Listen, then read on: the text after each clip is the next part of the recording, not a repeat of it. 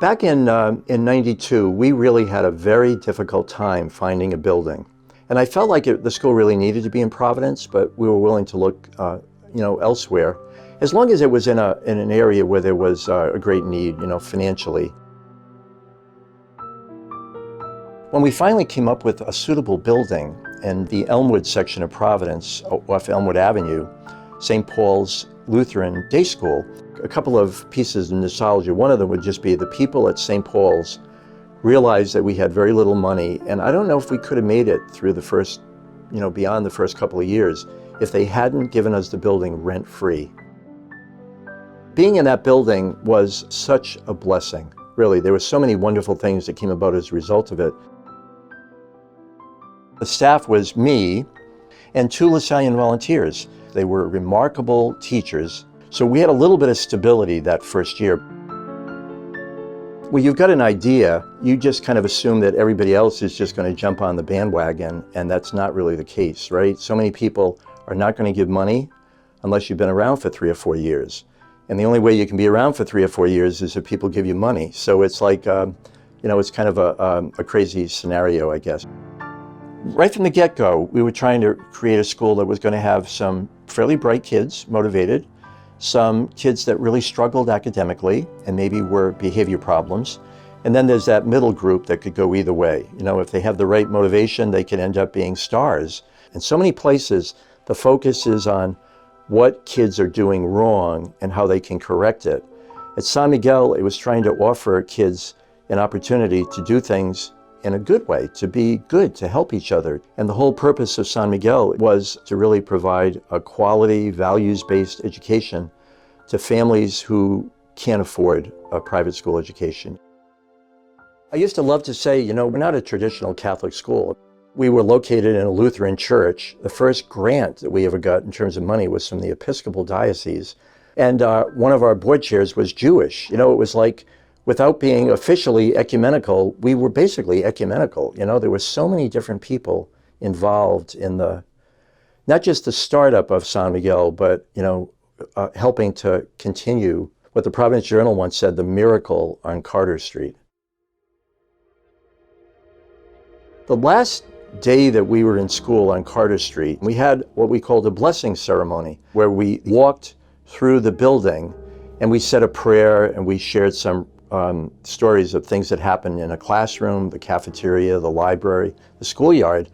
And the funny thing is, it was such a beautiful day. The sun was shining. We got to a point where we were in the hallway right by the outside, and it started to rain. And I remember the kid, Orlando, said, so everybody could hear, he said, "That's God crying because we're leaving." I'm kind of getting choked up right now when I think about it, It was a simple little rainstorm that lasted for like 10 minutes. But it was like this kid said, "It's God crying because we're leaving Carter Street." Oh, that's still, I don't know. I still get verklempt when I hear that. Yeah.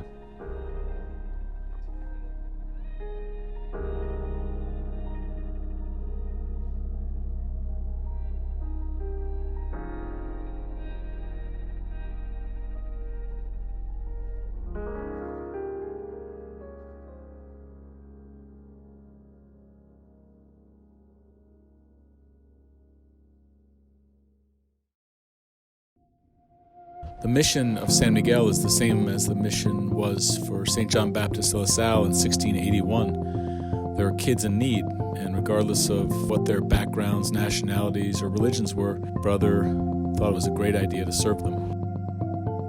In 1993, Brother Lawrence started the school with 8 boys, 2 volunteer teachers, and 1 set of used English textbooks. Flash forward to 2021, we have 64 boys, 13 full-time educators, rich textbooks, rich technology, 63 adult mentors who visit with our students for 1 hour every week for lunch. We have grown into a place that has over 600 donors that help sustain our operations here.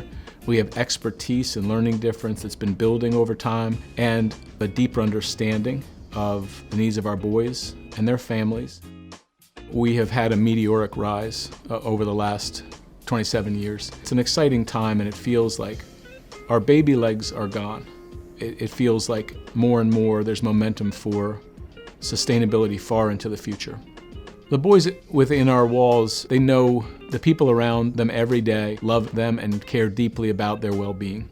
They know that the teachers have their best interest in mind and are focused on helping them reach their goals and their potential. The teachers at San Miguel, they always want you to know like these new things, and they don't want you to fall back and not know it. That's why the teachers at San Miguel are really special and awesome. My favorite teacher is the whole entire school teacher. Like, you can't say which one's your favorite. We like to pride ourselves that we hold boys accountable to their learning. And that means having high standards and being consistent so that when boys leave here, the next schools know that they'll be able to perform at a high level. But along with traditional learning, we've found that it's really important to engage boys in different ways outside of the traditional curriculum. You know, can you imagine being a fifth grader and walking into a school and seeing bins of Legos and robots moving around and being told, hey, this is a class too. We have a garden program, having boys outside and getting their hands dirty in an urban garden. We have a cooking club that meets at least once a week. I think opening eyes to different ways of learning is super important here. To me, that's one of the great draws. You know, chess is one of my favorite subjects, and it came out of desperation. It's like some of the best things in life, I guess. I was a young math teacher, and I saw boys kind of falling asleep and being bored by traditional math textbooks, so I tried to figure out what I had in my toolbox that I could bring to the table to try to spice up math class and make it less boring, frankly. You know, giving a boy a skill that's uncommon, that's intellectually challenging, that helps them recognize, like, holy cow, you know, I might not know two-step equations so well, but I can do a four-move checkmate. It can snowball. You know, that kind of belief and understanding in your own ability at a young age, I think can really be empowering. And it does speak to what San Miguel has done really well, which is open boys' eyes to wider possibilities, both of their own capacity, but also of the world in general. And talking with grads, seeing grads who are, you know, out in California or have traveled around the world or have served in the military speaks to that. This is a place that kind of almost a gateway to a brighter future.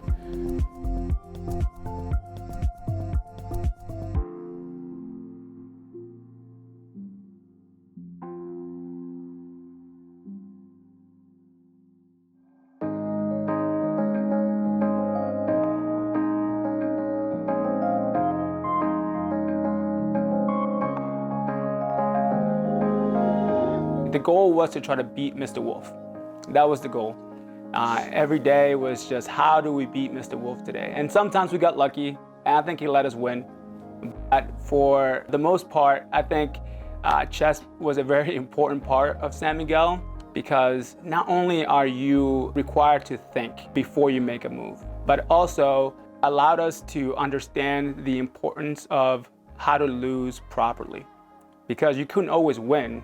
If you're gonna lose and give up, then life will take over. But if you're going to lose and get back up and play again, then you're still in the game. Like many students at San Miguel School, I came from a broken family. My dad wasn't around. So San Miguel became like a second home to me. And the San Miguel men were like brothers to me. Mr. Wolf and Brother Lawrence and Brother Charles, they were like father figures to me. They set examples that I necessarily didn't have at home, and that proper example that they set, I think allowed me to become the man I am today. And I think a lot of the Miguel men need that. My experience at San Miguel School was very impactful. From there, I went to LaSalle Academy. I went to Champlain College in Vermont for 2 years. And after that, I enlisted in the Marine Corps. I've been an officer since 2013, and my entire time in the Marine Corps, I've deployed 3 times. My career has been very, very rewarding, especially now, because I am the NROTC instructor for the Marines or future Marines at Rutgers and Princeton, which allows me to then provide my students now with tools that they're going to need to be successful. And a lot of the things that I've learned from San Miguel's school are now transferring over to my students as well. While you're here, while you're a part of this unit, doesn't matter where you come from. San Miguel School has provided not just me, but every single student that's gone through there with many tools to be successful in any situation. As a captain in the Marine Corps, you need a lot of resilience to be able to succeed during hard times. There is a method to being successful as a Marine Corps officer that I use to teach my students today, and that is to be fair, but to be firm at the same time. The San Miguel School staff, I think, were perfect role models for what I do today. They showed compassion, but they were always, always fair and firm, so that they made sure the students understood that they were expected to perform at a higher standard. To the San Miguel men, just keep working hard. It's difficult to always be in a situation where you're surrounded by adversity, but every single Miguel man is there for a reason. You have what it takes to be successful. You have the people there that are supporting you at San Miguel and at home. So don't ever give up, work hard, and I guarantee you that your hard work will be repaid with success.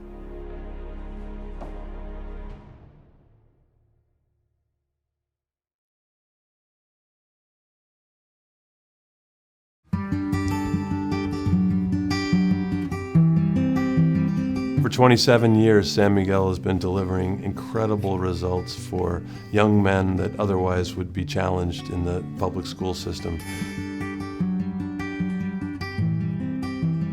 The results themselves suggest that sponsoring this school is a worthwhile endeavor. The fact that we're creating an equal playing field, that we're giving equal access to children that wouldn't otherwise have it, is both right and worthy of support.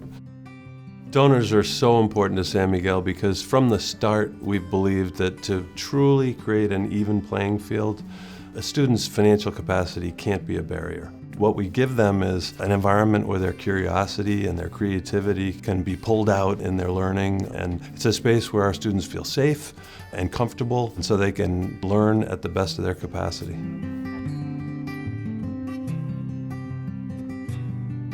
The STAR campaign is the first comprehensive campaign in San Miguel's 27-year history.